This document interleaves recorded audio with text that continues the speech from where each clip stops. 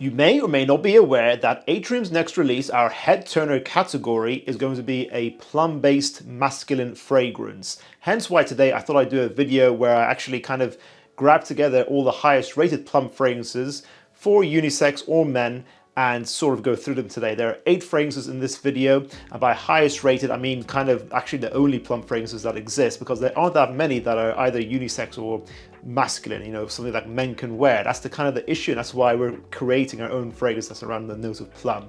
Let's get into the video.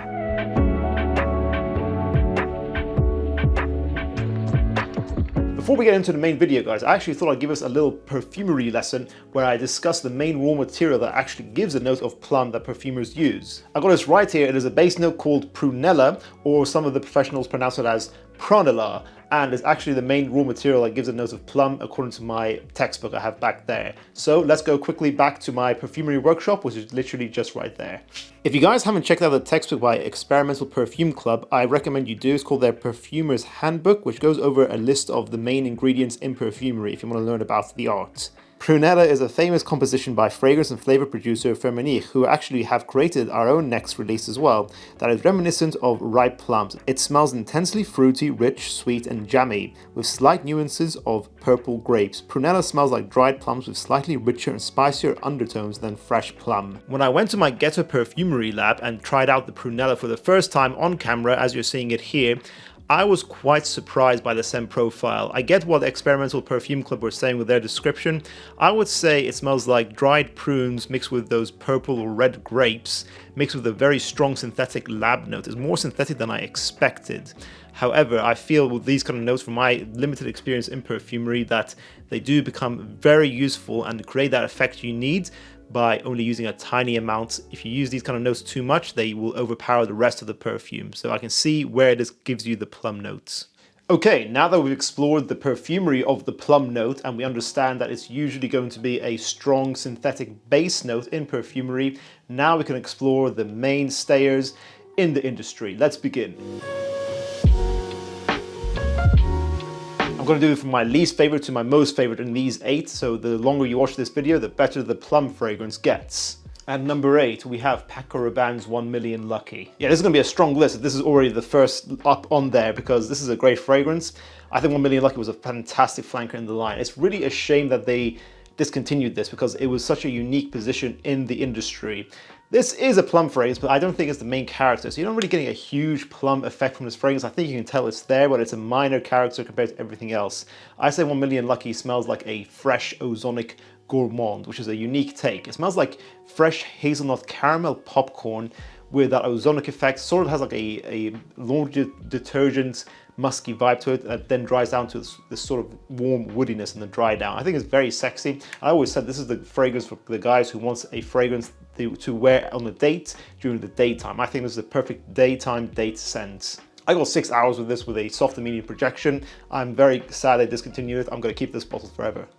Tom Ford's Black Orchid Parfum. This is a perfect example of what the plum note does. Plum in fragrances, as they said in that book, it blends with these oriental, darker notes, leathery notes, woody notes, as the usual aspects that plum goes with. And in Black Orchid Parfum, you get a boozy, floral, dense, woody fragrance that's very sweet, that the plum sort of, again, isn't the main character, but you can tell it's there. It's a little bit more prominent now compared to Lucky, but Black Orchid is a very intense fragrance. I still think this leans a little bit feminine as a fragrance overall. It's unisex, tiny bit feminine, even although the Eau de Parfum is more feminine in my opinion. I like the Parfum, I like the fact that it's boozy, it's got that rum note in there. But overall, I think it's difficult for a lot of men to rock this just because of how intense it is. If you're the kind of guy who likes black orchids, it's a polarizing DNA. You either love it or hate it, and if you love it, you're going to love it. I think this is the best concentration, but I don't think it puts plum into the forefront enough for my liking. I think it could be used more intensely. By the way, guys, if you're enjoying this video so far and you watch our videos regularly, make sure you consider subscribing. I think our latest statistics show that about 29% of you who view our videos are subscribed, which is a shame because I would love for that number to go to 40%, guys. If you really want to help our channel grow and spread the word about our fragrance channel, then click subscribe. It really helps us to grow as a brand, and I'd really appreciate that, guys. And next up we have Comme des Garcons Floriental. Now this is another thing about Plum. Plum is often used in a lot of Middle Eastern perfumery. It smells a little bit Arab. And I think here you can tell there's a lot of plum in the opening. This fragrance is mostly a dry woody scent, a dry sandalwood scent that sort of competes against the likes of Santal 33. Santal 33 was actually tolerable as a fragrance. This is the kind of thing it would be. This would be very wearable here instead. This is a great woody signature for a man to wear most of the year round, apart from the summertime. I get 6 to 8 hours longevity. It's versatile, it's great. It's a sexy, unique DNA that starts off with the plum and incense Middle Eastern opening, then goes down to that dry, masculine woodiness. I think people say that this is unisex, but I think this is more of a masculine fragrance, honestly. It smells unique, it's smoky, intense, dry, woods. It smells niche, actually, even though it's sort of a designer price tag. So it's a really great scent. I'll give it a 9 out of 10. The plum is not a main character. Once again, it's only there for a little bit. Other fragrances use it more intensely. Rasasi Hawas. Another example of Middle Eastern plum here, going with the Western bubblegum aquatic DNA that was popularized by Invictus. I've talked about Rasasi Hawas lots of time before. It is that bubblegum DNA with Middle Eastern plum, as well as other musks in here. I'm not sure what other notes are in here that makes it smell a little bit Middle Eastern.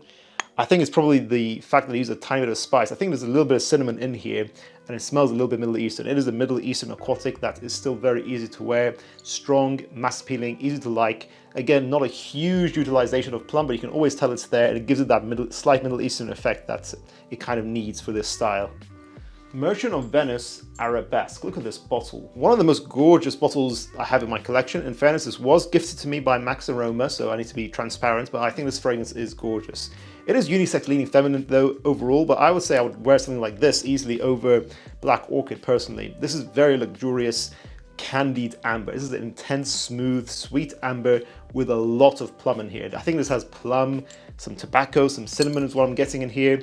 This is sort of like if Herod, apart from the Marley's Herod, became extremely Arab and extremely plummy. So again, it's the plum and the Arab notes going here, but this is now a lot more intense than the plum. This is definitely a plum fragrance. If you want to really embrace that Prunella that I'm probably using here, yeah, I think I'm probably using Prunella now that I've smelled it. I think this is just a great fragrance. It's pretty loud. It's very long lasting. It's a cold weather evening scent only, definitely. So if you don't mind a slightly feminine fragrance, but you want to experience plum, then go for this. And that's another issue with plum. So not only is it quite limited in its scent profiles it goes with, but it's also often more on the feminine side, and it's often used in very intense fragrances, not oftenly used in fresher stuff. Guerlain's L'Homme Idéal Extreme. One of my favorite fragrances in my collection. I think this is one of the greatest date night fragrances ever made. It smells like a rum, Coca-Cola, boozy, ambery vibe mixed with the plum, tobacco, leather, cinnamon, vanilla. It has all these intense notes, but it's beautifully balanced. It's a very creative scent. I think this is one of the best lines in perfumery in general. All the flankers are creative in their own way, and I think Extreme might be the best one currently. The plum in here isn't used intensely. I would say it's used to a medium amount. You can tell it's there, but Guerlain are very French and very good at blending ingredients together. So it sort of complements all the other ingredients. It doesn't try to be the hero note of the entire perfume. I think it's used beautifully here, and I would say this is one of the best date night fragrances a man can check out. And it's masculine, you know, so you don't get very plum heavy masculine fragrances often, so it's great that this exists. A really, really good fragrance for a reserved date night evening scenario.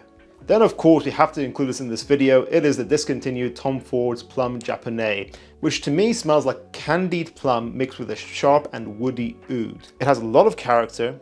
It is a little bit medicinal, again a little bit Arab, very intense, cold weather evening only. Very creative, full of character. Back when Tom Ford was a better brand, and I'm sad that they discontinued this. It was even a struggle to get this as a sample. I think it's a really cool perfume. I think this could be a great evening signature. I think they're very clever in the fact that they just leaned into the plum really hard, and it's really cool having a plum and oud scent. So it's really cool, really intense. I would say it's unisex, leaning slightly feminine once again, but I think guys could definitely rock this. I thought this was a gorgeous fragrance. I feel like this is the superior fragrance to something like Lost Cherry. Lost Cherry sort of has a medicinal vibe, but it dries down to something a bit more lame. This is cool, has lots of character, great scent. And then finally, I've got this sample of a fragrance that you guys kept recommending to me, and that was Initio Parfums Paragon.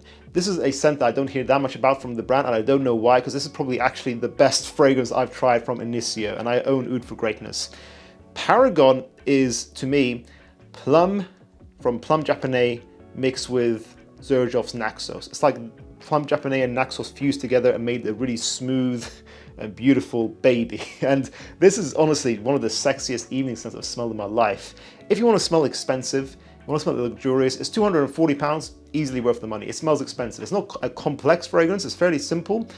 Initio fragrances often are, but they smell high quality, they smell beautiful, and this is very creative. This is unisex, leaning a little bit masculine now, in my opinion, for a reserved, soft to medium projecting fragrance. This is great for an evening out and a special occasion fragrance. So the same scenarios you'd wear in Naxos, I would say you'd wear this. This is extremely smooth, sweet, plummy, a little bit cinnamon in here. I think there's a little bit of tobacco as well. Just gorgeous. Nothing is sharp here. This is pure smoothness. Almost has like a suede-like effect to it. It's pure elegance and smoothness using Plum. That's why it's extremely creative. I honestly would give this fragrance a 10 out of 10. And that concludes this video, guys. Have you tried any of the fragrances listed in today's video? What do you guys think? Do you agree or disagree? Do you think the notes of Plum is underutilized in men's perfumery? Do you think there should be more options? So you guys are aware, that fragrance that we're releasing, our Plum-based head turner fragrance, which I'm going to reveal fully very soon, is only available in its pre-order campaign. It's not going to be available after that. We're not selling it after that. So it's only a 5-day pre-order campaign, the last week of October. So you need to go and be notified. Go get notifications in a link down below on the product page so you get made aware of when the product is available. So that's the only time you'll be able to buy it. So if you guys want to go check it out, go in the link down below as well as in the pinned comment. Thank you so much for watching, guys. Make sure you give us your opinion on Plum fragrances, what you think of them. Make sure to check out our other video on the highest rated fragrances in Fragrantica, and I'll see you guys in the next one. Bye.